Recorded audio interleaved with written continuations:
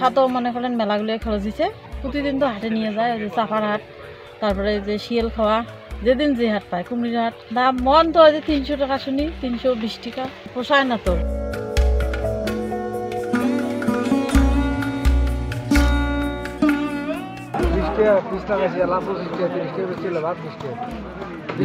Piece জোড়া 1 KG পার আছে, 1 কেজির দাম 10 টাকা।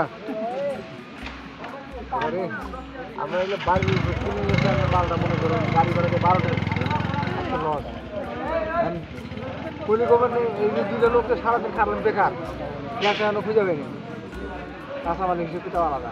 এটা দূরে ঘুরে আট আছে না, দূরে ঘুরে আটেই আনবো ভাই, দূরে ঘুরে কি আবার মানে দেবো।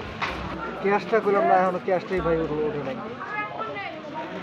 যেটা আইডিয়া করছিলাম গাড়ি ভাড়া দিয়ে 10-12 টাকা পড়বো, হয়তো পিছিয়ে 2 টাকা কামাই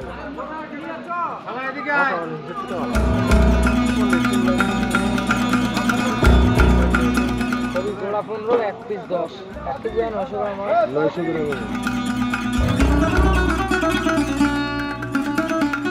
সাইজ থেকে আমাদের যেরকম হয়েছে মানে একটা প্রায় হচ্ছে 2 থেকে 2.5 কেজি হয়েছে, কিন্তু আমরা সেরূপ হচ্ছে মানে করতেছি বাজারজাত করার ফলে কোনো সেরকমভাবে দাম পাচ্ছি না। কারণ আমাদের হচ্ছে 3 বিঘা মাটি চাষ করার জন্য যে খরচ হয়েছে তার থেকে মানে 90,000 টাকা খরচ হয়ে গেছিলো, এর থেকে হচ্ছে আমরা 30,000 টাকাও পুরোপুরি উঠাইতে পারি না। এখনও হচ্ছে আজকের বাজারটা বেশি ভালো নয়, কারণ এখন হচ্ছে বস্তা প্রতি হচ্ছে 250 টাকা দরে বিক্রি হচ্ছে বাজারে। মানে ফুলকপি এক বস্তায় হবে হচ্ছে 1 মণ হবে প্রতি বস্তা, তো 1 মণ 10 কেজি। আজকে হচ্ছে আমাদের বুড়ির বাজার আজিতমারিতে নিয়ে যাওয়া হয়েছিল এবং সাপটিবাড়ি বাজারে।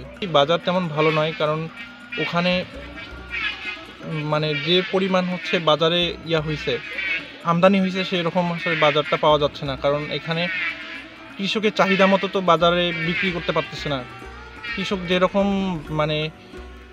মানে তারা আশা করছিল বাজারটা সেরকম তারা পাচ্ছে না, তার থেকে অনেক কম দামে বিক্রি করতে হচ্ছে। আজকে কেমন বাজার? আজকে হচ্ছে বস্তা প্রতি 300 টাকা, 250 থেকে 300 বিক্রি করা হচ্ছে। এতে কৃষকরা অনেক নারাজ এবং তারা বিক্রি করতে পারছে না। ফসল উৎপাদন করে এবং বাজারজাত করে, এই কথাটা যেমন খুবই সহজ বাক্যে উচ্চারিত হয়, এর পিছনে আছে করুণ এক ইতিহাস। আমরা যখন এই ফুলকপি খেতে যখন আসছি তখন দেখলাম ফুলকপির ক্ষেতের দুরবস্থা। এর পিছনের কারণ হচ্ছে এই ফুলকপি বর্তমান বাজারে প্রতি পিস ফুলকপি বিক্রি হচ্ছে 1 থেকে 2 টাকা কেজিতে, যেখানে কৃষক একটা বড় ধরনের লোকসানের মধ্যে পড়ছেন। এই যে কৃষকের যে বড় রকমের একটা ধাক্কা আসে, এই ধাক্কার মোকাবেলায় সঠিক কোনো ব্যবস্থাপনা এ পর্যন্ত আমাদের নজরে পড়ছে না, যার ফলে নিরুৎসাহিত হওয়ার একটা প্রবণতা দেখা যাচ্ছে।